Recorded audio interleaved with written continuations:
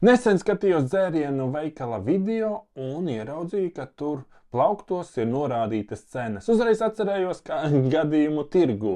Ļoti nepatīk man, ka tirgotāji neliek cenas. Bez mazliet tu esi spiests nopirkt, jo tu redz pajautāji cenu. Kaut kā dīvaini. Es tirgū būdams tirgojot parasti lieku. Un tātad es sēžu tirgoju. Un blakus ir zemeņu tirgotāja, un viņai cenu nav. Tur bija vistīrākā dzimumu līdztiesība.